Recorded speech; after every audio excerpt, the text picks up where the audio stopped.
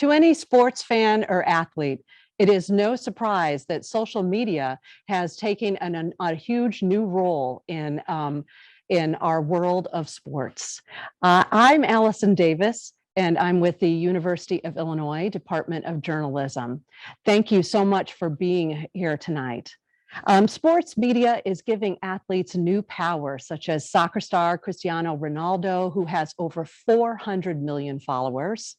Also, it gives them power to have a new voice, to directly talk to fans, such as Naomi Osaka being able to announce her exit from the French Open via Instagram. It also gives athletes a chance to send a message, such as the viral video of Illini gymnast Evan Manavong brandishing his COVID-19 vaccination card after he stuck the landing on the vault. We're going to have a great discussion with that tonight. We have experts in the field, journalists, athletic directors, and Josh Whitman is here to talk about some of these issues about how social media is shaping the sports world. I want to thank everyone who is joining us tonight, and especially say thank you to Richard and Leslie Frank, who have made this program possible through their generous donation with the Frank Center for Media and Technology here at the University of Illinois in Urbana. First of all, I want to introduce our panelists tonight. Our first panelist needs no introduction for anyone who is interested in Illini sports.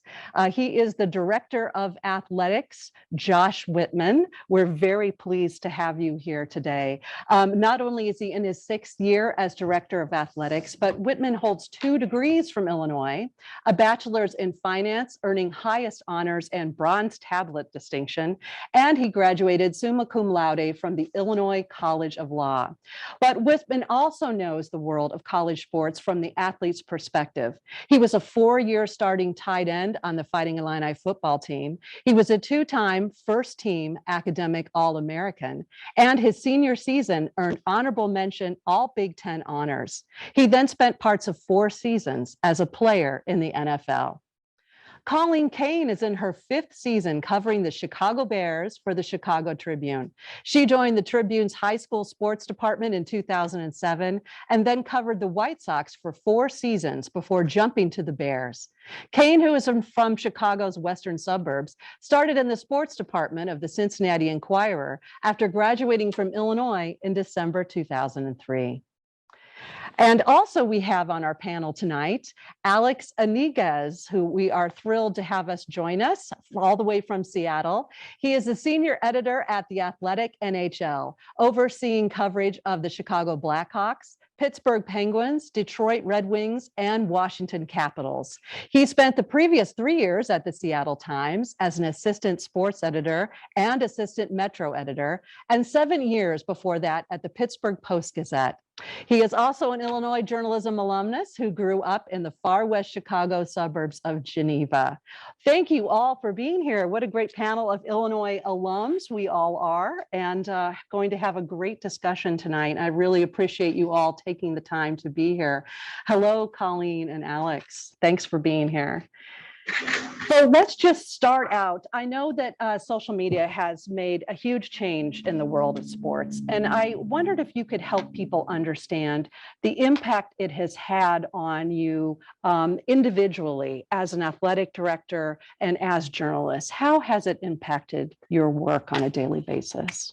I think most of everything in social media can be summed up in the good and the bad, right? I think social media brings this element to the table of opportunity and challenge in the same breath. And certainly that's true for those of us working in college athletics. And for me, as an athletic director, I think it provides tremendous opportunity for us to speak directly to our fans, to our alumni, to people who engage with our program.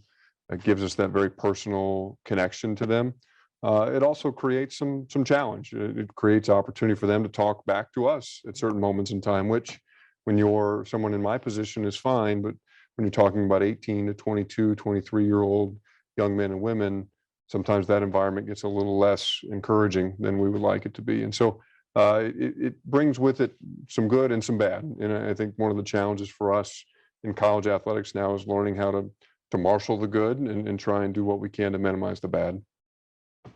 Yeah, I would say that. How do you, Alex, how do you deal with social media? Has it impacted your daily work as a journalist? Oh yeah, it's everything.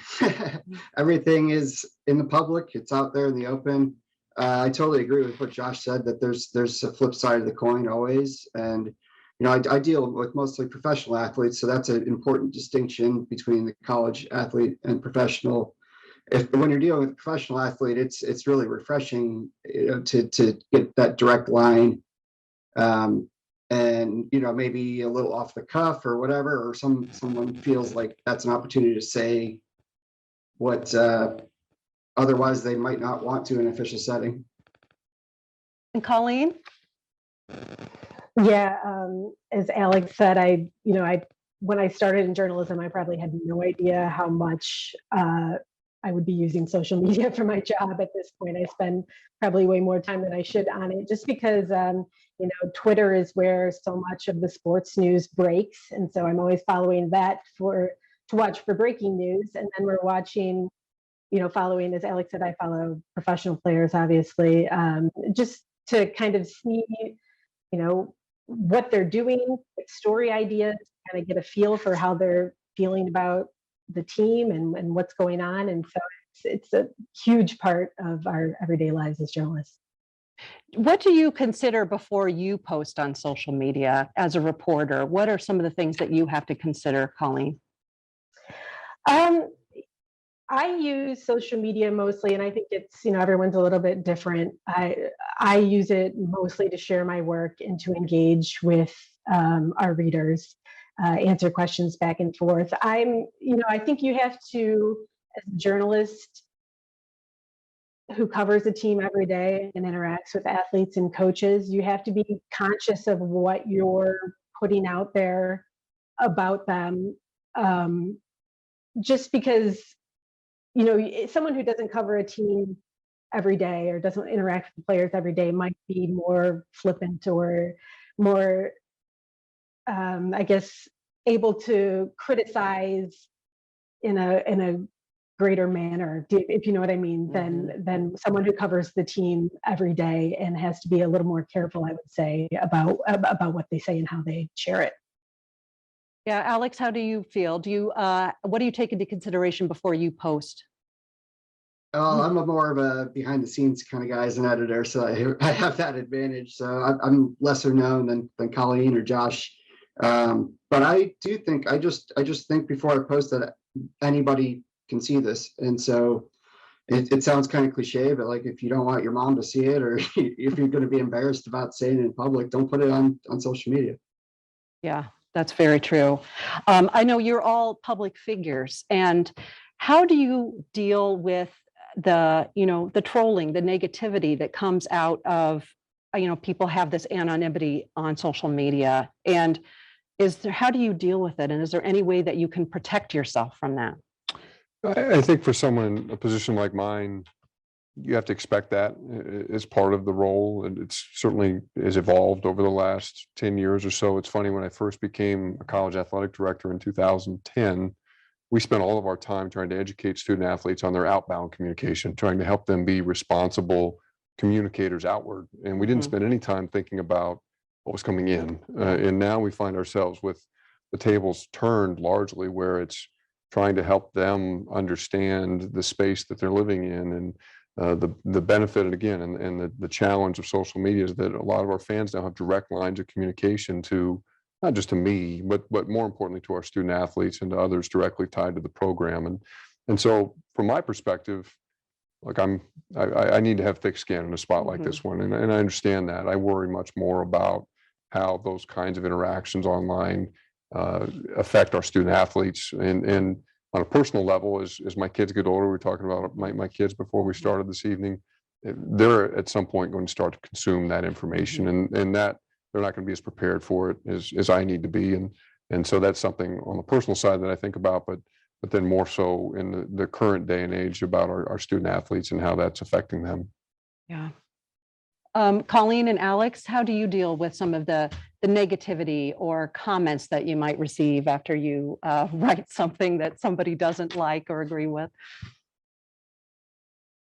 Alex? Oh, I really think that Colleen probably has a little more experience in this regard, especially as a woman in the field and covering the Bears for such a big outlet. I'm able to little fly under the radar. I do work with reporters who deal with this on a regular basis, and there's a responsibility for my organization and in my job as a leader to help protect reporters from that, and whether that's using a service like Delete Me to zap traces of your personal information online, or whatever it might be, or volunteering to read their messages before them to filter out. It's a real venomous world out there. Yeah, Colleen. Yeah, I've definitely had to deal with trolls in my time as a journalist. I feel like maybe athletes have to deal with it more than I do, but as a woman in sports journalism, you're always going to get that. I think, I watch how different journalists handle it, and someone like, if you guys know who Sarah Spain is from ESPN, she is someone that will call people out on Twitter and is very comfortable with having those conversations and telling people when they're wrong for trolling her. And I'm not really someone that does that. I'm more of a mute block type person. If they say something that's inappropriate, you don't want to do that just because they disagree with you. But if it's something that's not in line with, if they're targeting you personally and not your journalism, I would rather just ignore it, just because it takes a lot of time out of your day to deal with that stuff. I think that's one of the bigger challenges. It's not that you don't have thick skin and can't handle that. It's that you spend so much time dealing with the troll or thinking about it, that it takes away from your actual work. And so that's why I'd rather just block them. I think that sounds like a good move. Yeah. Hi, I'm very happy to be joined also by Demila Brown, who is a guard with the Fighting Illini women's basketball team. She's also a journalism student here at the University of Illinois. Thank you so much for joining us tonight. It's so good to be here. I'm excited.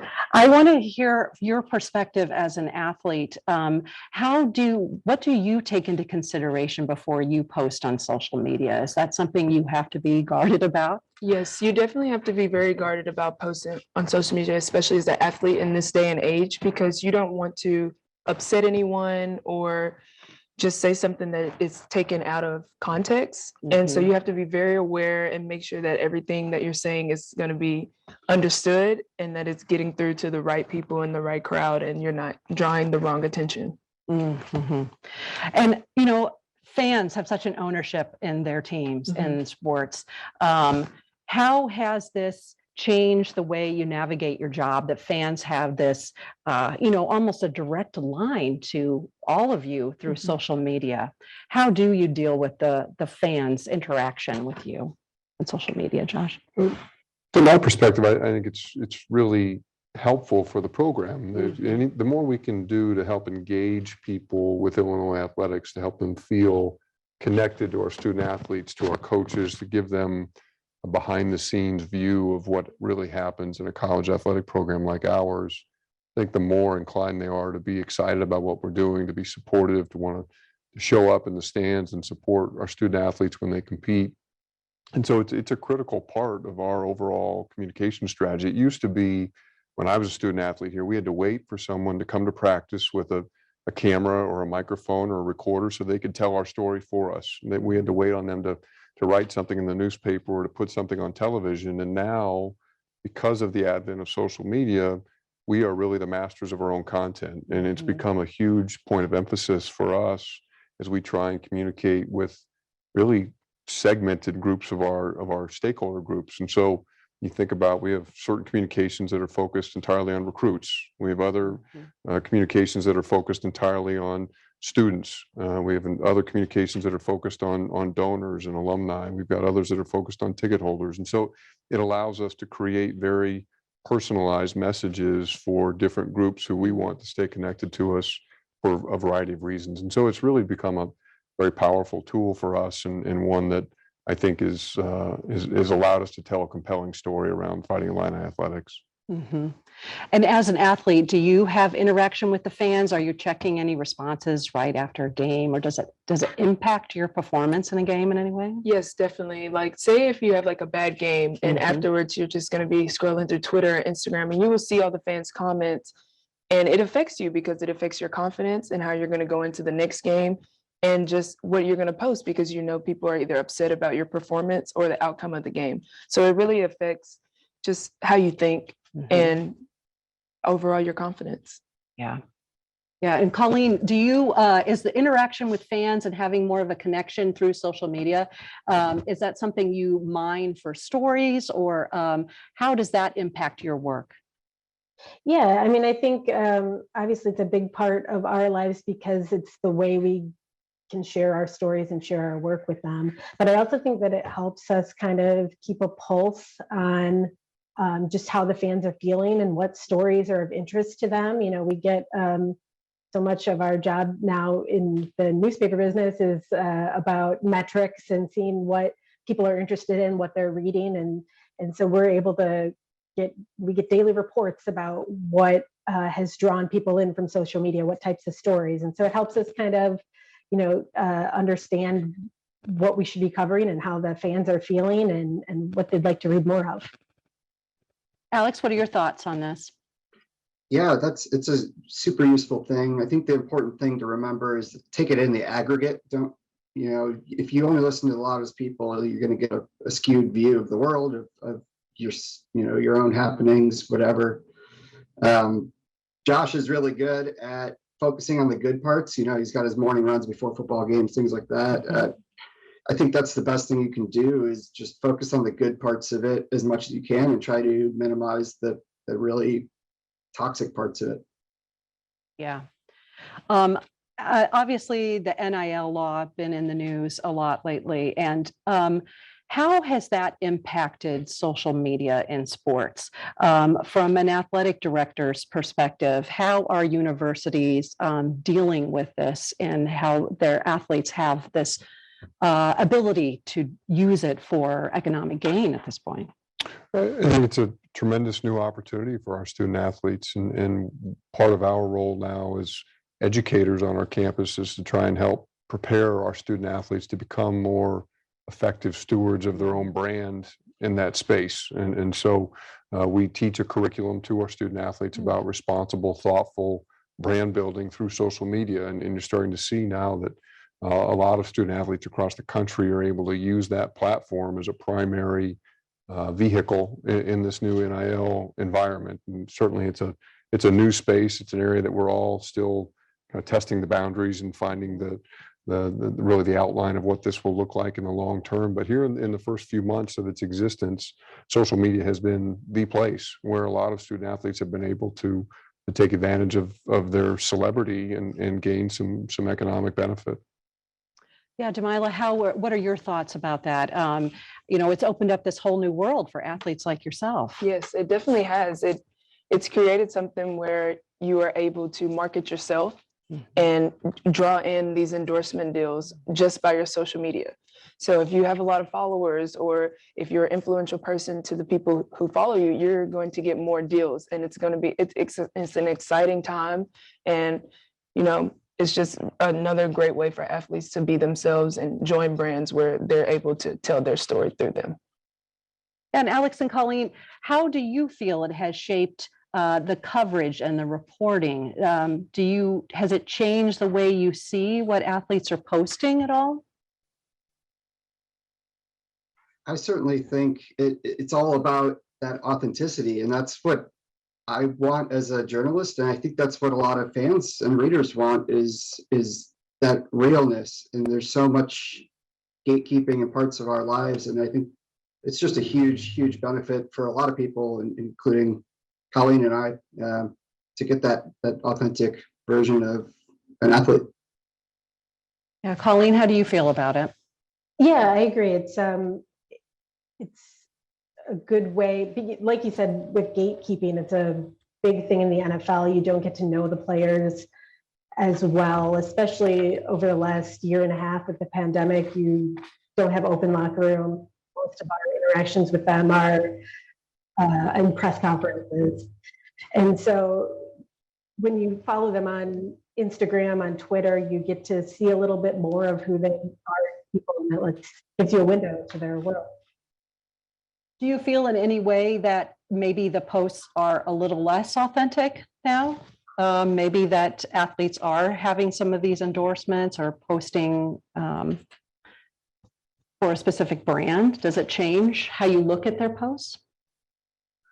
A little bit, yeah. I mean, there are some players who you can tell use it for economic purposes. I don't know, there's quarterback Justin Fields. I don't know if you guys follow him on Instagram. I'm not saying he uses it that way all the time, but he has a lot of marketing stuff on his Instagram. And so that's, it's interesting to follow and kind of see which players lean more that way and which ones kind of go more personal, I guess. Mm-hmm.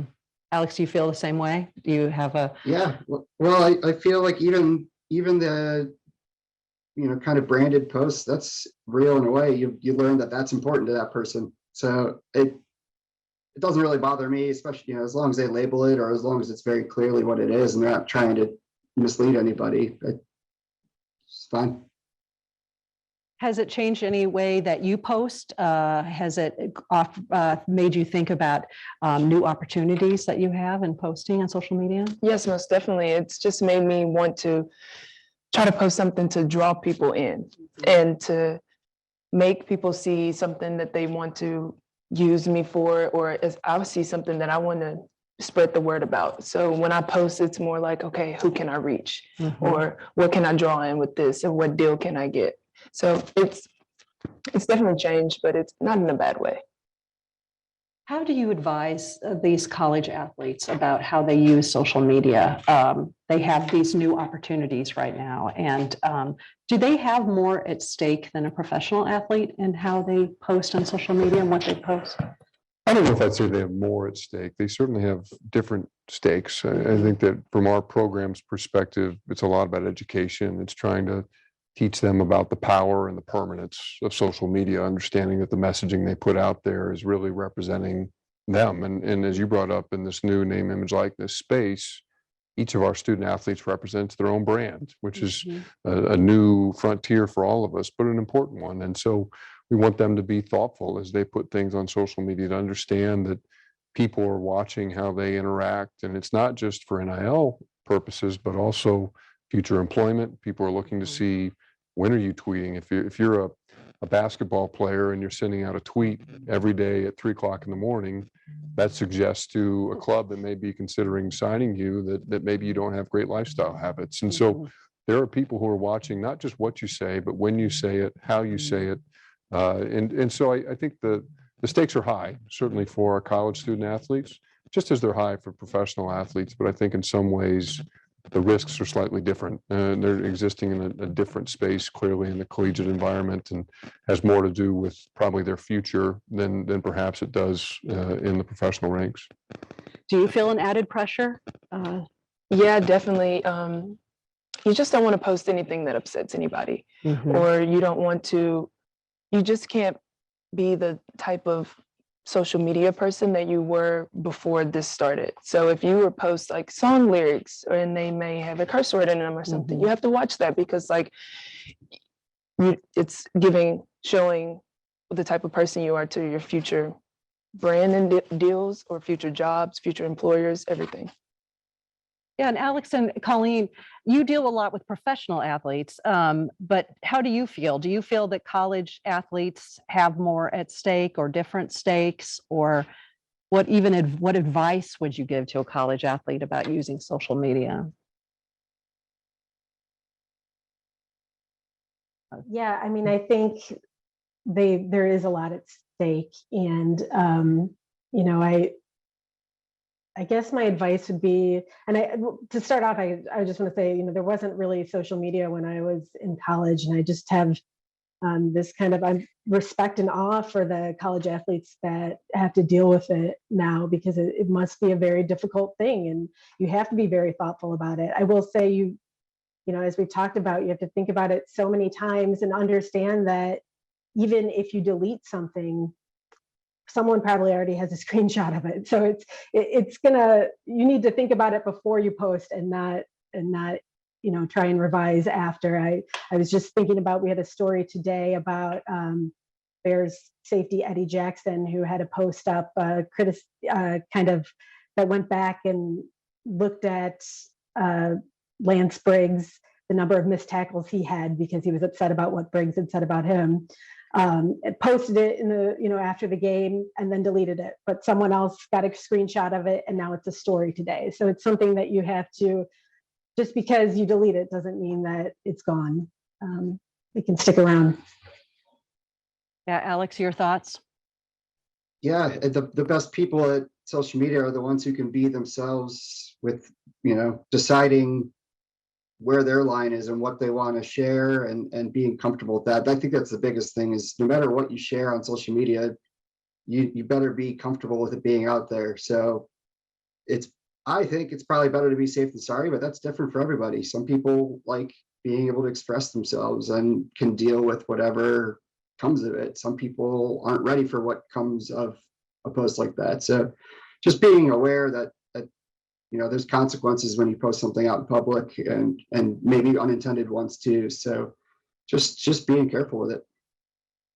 Yeah, the fact that athletes have an ability to express so many opinions directly on social media, especially with issues, social justice issues, and their opinions on what is happening, especially in the wake of George Floyd and the protests that were happening last summer.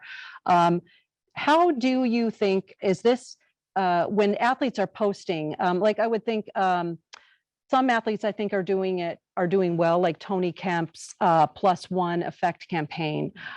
Do you think that them having the ability to use social media for social justice issues, is it an effective use of this media? Josh, what do you think? I think it's tremendously effective, and I think it provided a new voice in a conversation that's been happening for decades, and it really helped change that discussion in, I think, very substantive, meaningful ways, as that was all playing its way out over that summer and certainly in the months since then. I think it's allowed the athletes to bring a level of accountability to people in positions like mine and other management positions across all sporting organizations, where we talk about change, but if we're not delivering on those promises, they have a microphone to tell the world that things aren't happening as they should be. And you're starting to see that play out in other contexts as well. I think what we saw with the men's and women's basketball tournament in the NCAA this year was a great example of the power of social media. We had a group of our women's basketball players who took a couple simple pictures of an inferior weight room and put it on social media. And the next thing you know, you have a national story about the inequities that existed between the men's tournament and the women's tournament. So there's an opportunity there to really level the playing field in a lot of ways and create a more equal environment where everybody's voice is heard, everybody's voice matters, and people who are in positions of quote unquote power and influence are being held accountable by others. And I think that's really an important step. Yeah, Jamila, is there a specific athlete that you look up to and how they use social media for social justice issues? Yes. Just thinking back on the recent events that happened last summer, definitely LeBron James. He made sure he used his platform in every way to voice his opinion. And it ultimately gave all athletes across the board a voice to finally say, like, hey, this is what I believe in too. I agree with that. And just like with the NCAA tournament, we were able to highlight the things that have been going on between the disparities between men and women's basketball. And just one simple TikTok post just blew the whole thing up. And now we're seeing more steps in closing that gap. And so it just definitely gave us a huge voice, and for us to finally feel like we're being heard. Yeah, and Alex and Colleen, has this opened up new avenues of stories for you now that you're seeing some of these opinions that the athletes have on, like if you on different issues? How does it compare to maybe when you first started reporting to now the political landscape is so closely tied to the athletic landscape? Alex, do you have any thoughts on that? Sure. Yeah. I think it, as Josh mentioned, like it gives people who maybe felt a little more voiceless in the past a chance to speak truth to power.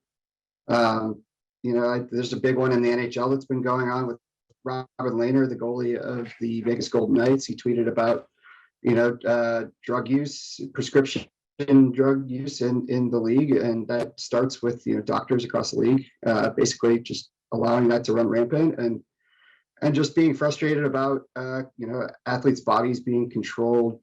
Of course, this is a professional environment that needs to be clear too, but it really has a chance to shine light in some dark corners, and that part is beyond valuable. Yeah, Colleen? Yeah, I agree.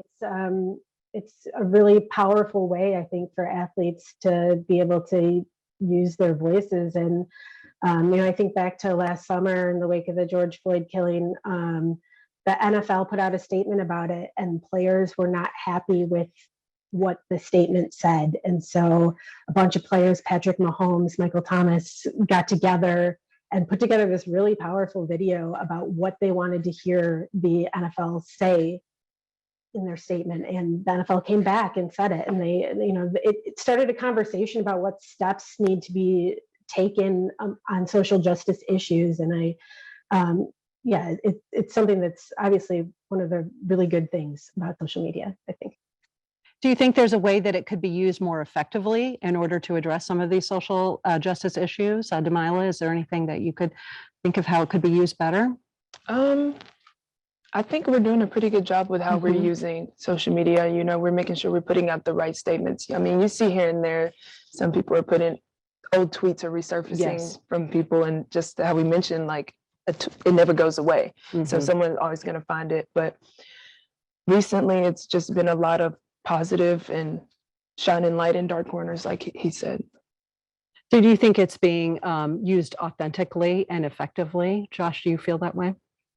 I do. These issues? I do. I think that there are a few issues like the racial history that we have in the United States that brings authentic emotion to the surface. And so I think it's really allowed our student athletes to wrestle with some of these longstanding, difficult socioeconomic, racial inequity issues that we've had here in our country for a long time. And that's a good thing. I think that's certainly one of the benefits of being at a place like the University of Illinois, is the chance to meet people who are different from you and to have hard conversations with them and understand why some of those differences exist and how you can learn from those different backgrounds. And so I think that social media is just one more mechanism to facilitate that conversation. And now, like you were saying earlier, there is some challenge with the faceless, nameless part of that. And I think as we've talked with our student athletes navigating through this entire experience,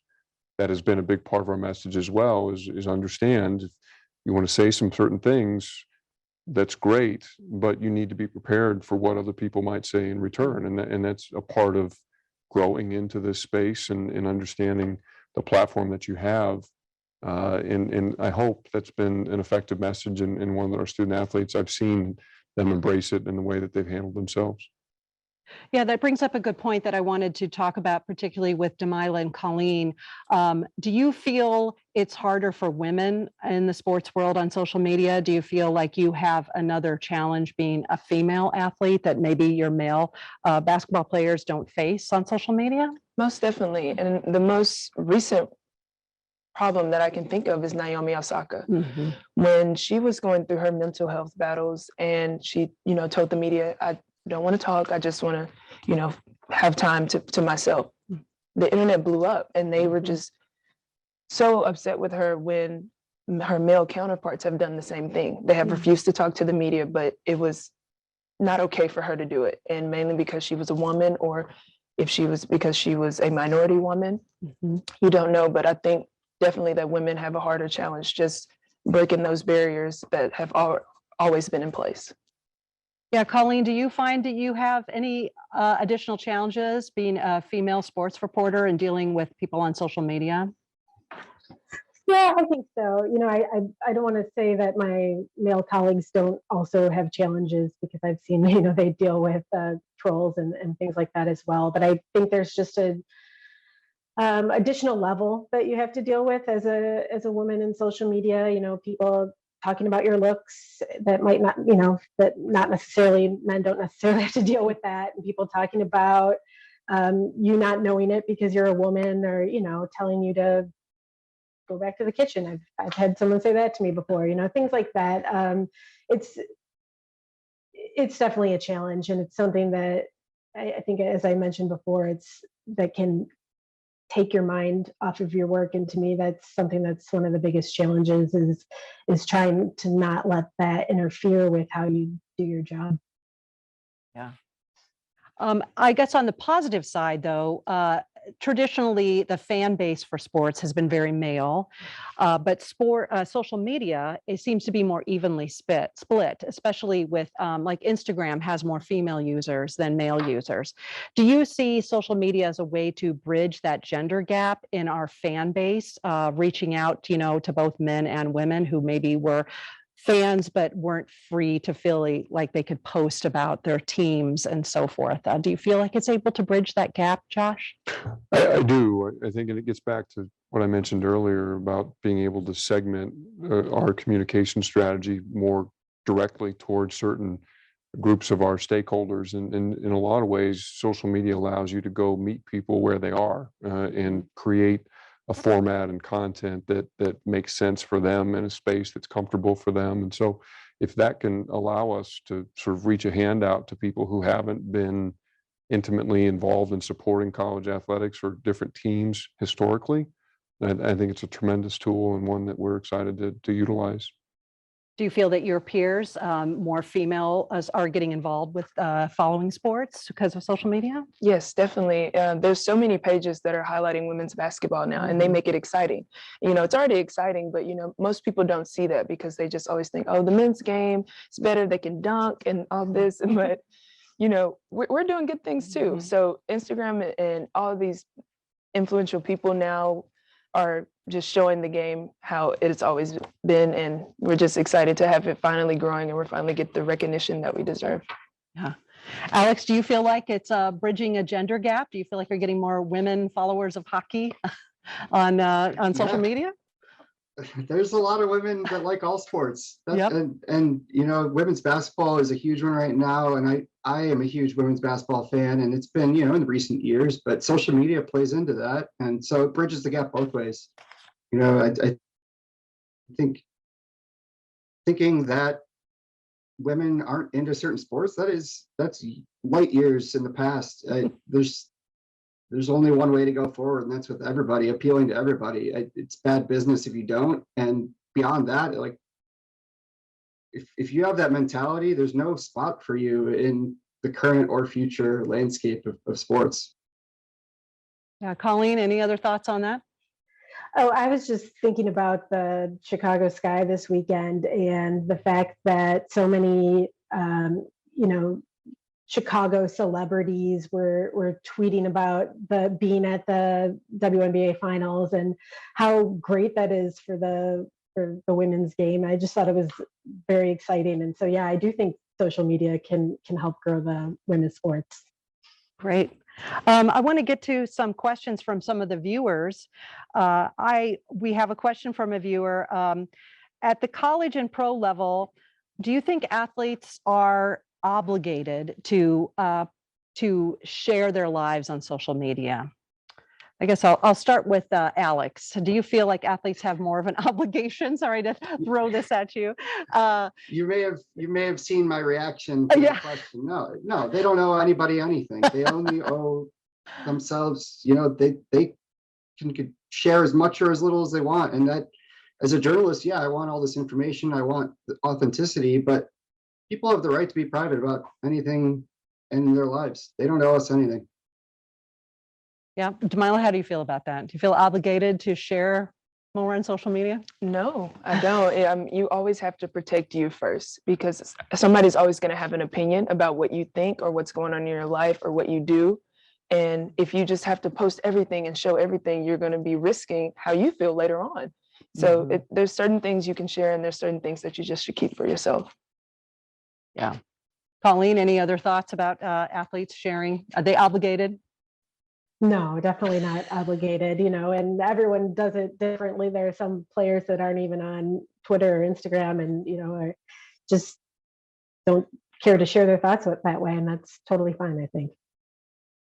I know that Demila's pretty young and probably can't answer this next question. But is there anything, as you've seen this changing landscape with social media, is there anything that you were not prepared for that really took you by surprise as social media took off in the sports world? Josh?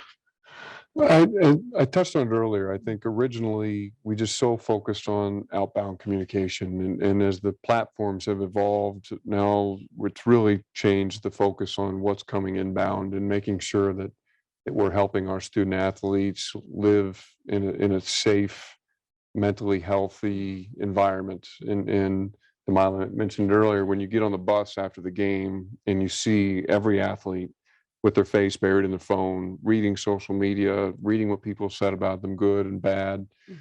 Gives you a firsthand appreciation for the pressure that they feel and the stress that they're under. And so making sure that we try and empower them with good resources, education, so that they can be smart consumers in that space and know which messages to internalize and which ones to disregard. And I think that's a really important skill for them as they learn to exist in a safe way in this space. Yeah, that's wonderful that you're acknowledging that and how hard it is for them.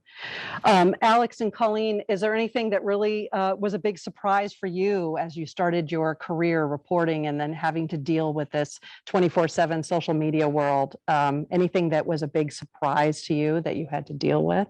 Alex?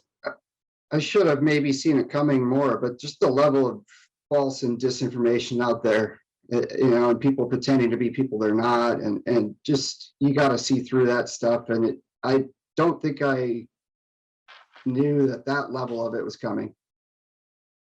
Yeah, Colleen, any other thoughts on that? Anything that you were surprised about? I wasn't prepared to spend so much of my life on Twitter.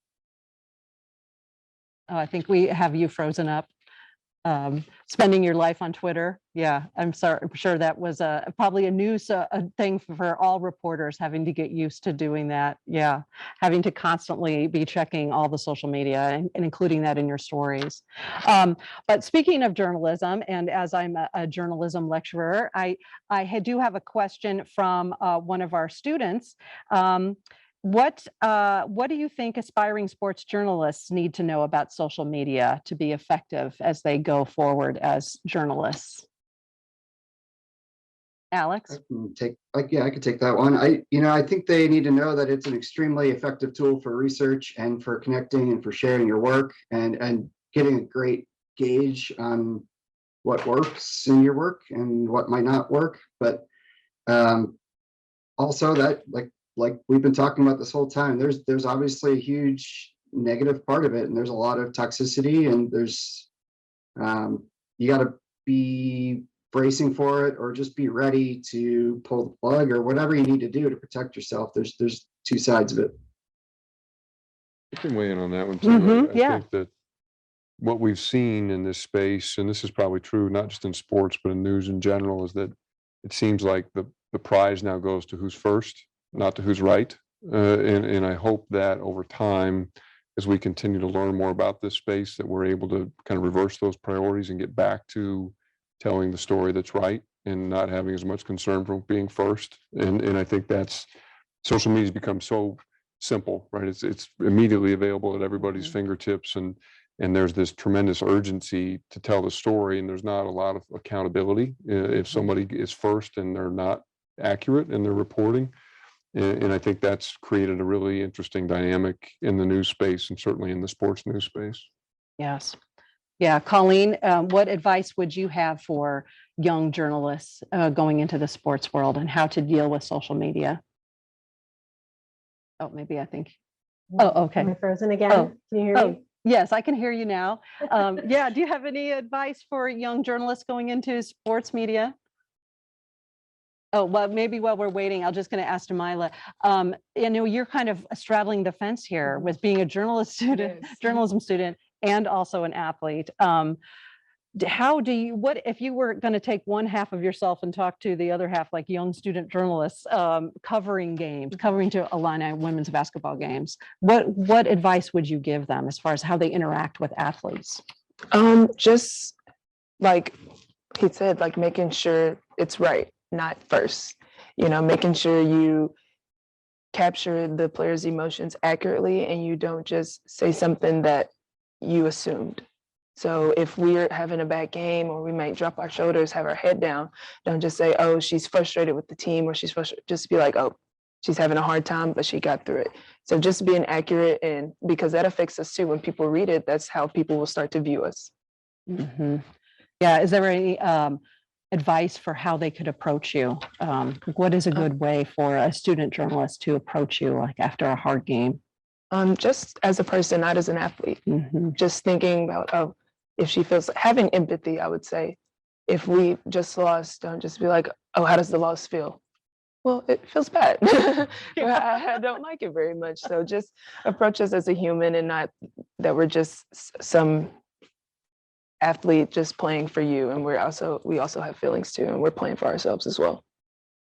Yeah, here's an interesting question from our audience, and I'm wondering if you could all address this. Does the NIL law create divisions or resentment among athletes because some are likely to benefit more than others? Do you see that in any, do you have advice on that when you're covering athletics, Colleen and Alex? Have you seen a change? I think it's hard for me to say, just because I don't cover college athletes as much. So I'm not sure. Maybe Demila would be able to answer that a little bit better than I would. Yeah, Demila, what is your thoughts on that? Do you think it's causing any kind of friction amongst different athletes? It just depends, because I know me personally, I'm happy for whoever gets big deals or anything, but I know it could really kind of shake up the chemistry in the locker room. So if one of my teammates or somebody's quarterback is getting like $1 million deal, and you're wondering why you're not getting the same deals, it can really cause you to have some undertone, like animosity between the player, and it will affect how you play on the field, because you're maybe upset that you didn't get the same deal, or you're not getting the same opportunities, or that people think, oh, he's better than me. And so it just really is another obstacle for us to handle with locker room team chemistry and being togetherness within the team. Now, Josh, how are you preparing the athletes for, I mean, this is a whole nother layer of this law, and how they are supposed to work together as a team, though they're now have so much more at stake economically. What kind of messages are you giving to the athletes? We do a lot of that to the coaches, but it's an entirely another dynamic, as you mentioned, that they have to manage in the locker room than they ever have before. And so for them, I think it's all about trying to promote team unity and make sure that everybody feels included and a part of what's happening in the locker room. From my experience as a professional athlete, you're used to that. I was always the guy in the locker room that didn't have the deal, right? And so I know what it feels like to look across the room and see the guy that's making all the money. And I think that a lot of that comes back to how the person who's having the success in that space handles themselves. If they walk in the locker room and they act like they're better than you are, and they try and put on airs and make a big deal out of what they have going on in their life, then it makes you feel less, and it makes you feel angry and jealous of them. But if they come in and they sort of downplay it, and they don't talk about it, and they don't make a big deal out of it, then you know that they're doing that in part out of respect for your position and your feelings. And I think that ultimately the person in that successful situation has a lot to do with how the entire locker room feels about that success. Yeah. Colleen, do you notice that? Have you seen that experience with covering professional teams? Maybe there's somebody on the team who's getting more attention than somebody else on the team. And how is that being navigated? And does that have anything to determine with how you're covering sports or covering that team?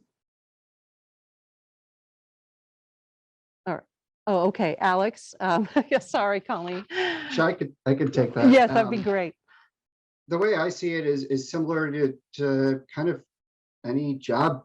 I think you're always going to have people who make more than others. And I think it all comes down to what Josh was saying about, culture of the organization you're in, and also just the respect in the locker room or anything like that. It just is something that is there, and that's just how it is. And I thought it was really interesting that Delilah said, more power to them. They should earn what they can earn, but also as long as they're still part of the team and being a positive person in the room. Here's another question from our audience. Could each of you share any lessons that you've learned from social media? Anything that you've learned? Delilah, I'll start with you. I think the biggest lesson is not to think too deeply about what other people think about you. Like I said before, everyone's always going to have an opinion. So being secure within yourself and knowing that that's what you believe in, and that's what you love, and that's what you like, and that's okay. Yeah, Josh, has there been any lessons that you've learned or positive experience from it? I think she just taught me a lesson, which I appreciate very much. But I think she's on point. I think it's a lot about having a comfort level with who you are. I think that the beauty of social media is when you're able to engage in authentic, genuine communication to give people a glimpse of who you are. I think you have to be very thoughtful about what you choose to share and the format that you use to do it. But I think it can be a really empowering experience when you are able to block out some of the negativity and use it for its positive components. I think there can be great value in it, both personally and certainly professionally. And I think it's clearly one of the biggest changes in the world in the last decade and a half, and I don't see any signs that it's going to slow down anytime soon. Yeah, Colleen, have you had a positive experience with social media in your work life? Oh, sure. Yeah. I mean, interacting with the fans, obviously, and is always, not always, but it is often positive. And just, hearing from people who were touched by stories that you wrote, and, that you were able to relay an athlete's story to people that maybe otherwise wouldn't have heard about it if they, if they hadn't read it or found it through social media. And so that's positive. But the lesson that Delilah said, I agree that I can't really say it any better than she stated it. Just you need to have thick skin, but you need to be comfortable with who you are and what you put out there. Alex, have you had a positive story, a good social media interaction? Oh, yeah, sure. I think the biggest thing, though, we're all kind of saying the same thing in a way that the realness. I'm addicted as a journalist. I'm addicted to realness. I love just explaining how the world works for people and how we see the world. And, the social media that's best is the kind that portrays that realness. And this is actually how it is. This is actually who I am. I'm an actual person running this account. And then when real people connect with you, it can be a beautiful thing. To Alex's point, one of my favorite things that we've been able to develop with social media is we do something called the Illini Game Day Run Club. And it's a completely social media animal. And when I first was hired here in 2016, I started a tradition where the morning of every home football game, I post and people come and join me for a pregame run. And we have a chance to go out and run. We run 4 miles, and it has grown from at the beginning. It was sometimes 6 or 8 people, and now we'll routinely have 50 or 60 people who show up and have a chance to interact with me in a very personal way, very informal and very organic. And that's really become one of my favorite traditions, and I think a great example of the power of that platform. If I didn't have the kind of following that I do on social media, I'd be a pretty lonely runner out there. And for people to start coming out now and having that opportunity to engage with them has really been meaningful and wouldn't have existed without social media. Yeah, that is a wonderful thing. I know all the Illini fans really look forward to that. They want to see Maybe not all where of you're them, going. but some of them do. Delilah, what would you say to somebody who was a fellow student athlete who didn't want to be on social media? Is there a consequence for not being involved on social media at all? I think more now there's a consequence because I would be like, hey, you're missing out on deals. I mean, you could get this, you can get that, you could have this many followers, but honestly, you don't have to be. I know so many professional players and college athletes who are not on social media and they're doing just fine. Yeah, Colleen, if there is an athlete that is not engaging on social media, does that alter in any way how you would cover them? Does it make you like, oh, I want to go out and get an interview with them because they're more private?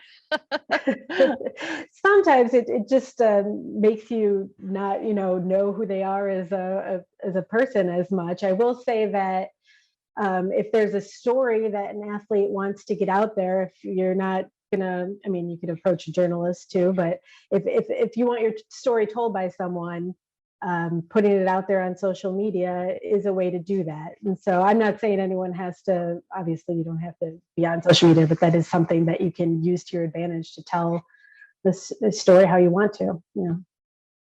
Yeah, Alex, is there, would someone, a player that wasn't posting, how do you feel about that? Does that shape your journalism at all? Maybe I'd be a little curious because of that, but I don't think it would change the way I operate or anything. Like I said before, I respect people's privacy. It's a huge part of that. But coming from the college athlete's perspective, of course, there's money to be made if you can do that. And if that's something that interests you, there's tremendous value. But that's not something that anybody needs to feel like they need to do. Everybody has the right to say nothing too. And as we wrap up, as we are all consumers of social media and we're all checking it constantly, especially if we're into sports, we're checking scores, we're checking what is on there.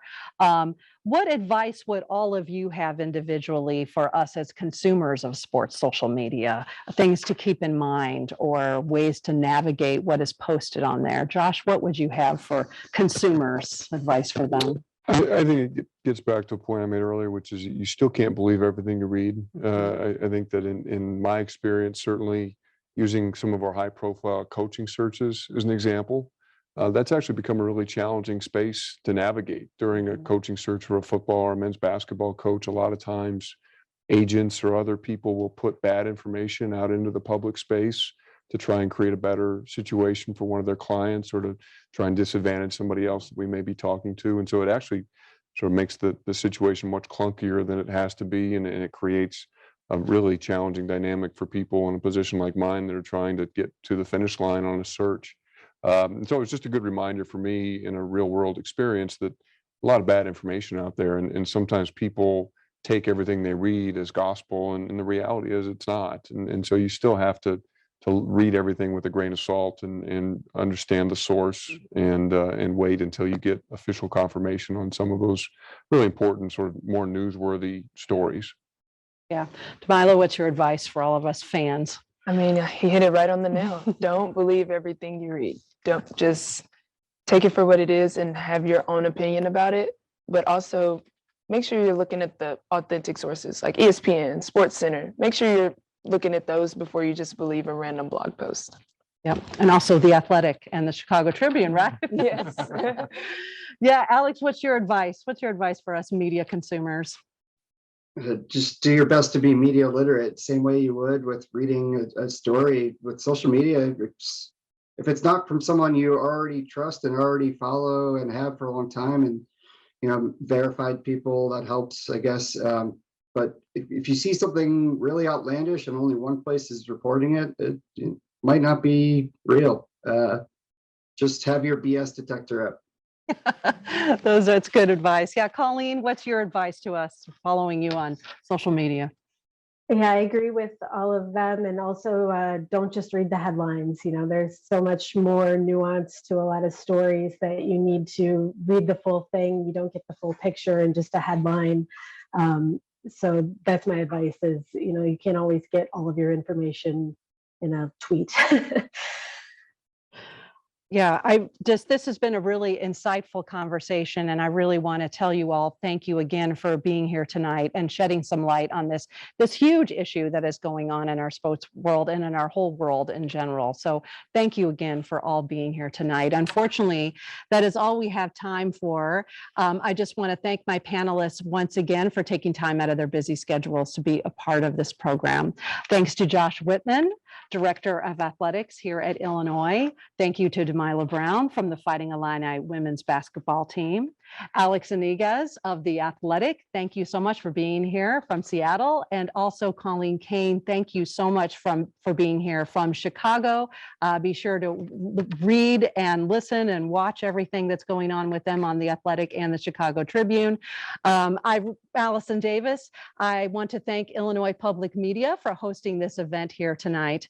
And also a big thank you to Richard and Leslie Frank for making this program possible through the Frank Center for Leadership and Innovation in Media at the University of Illinois at Urbana-Champaign. I'm Alison Davis, and thank you all for joining us tonight. Good night.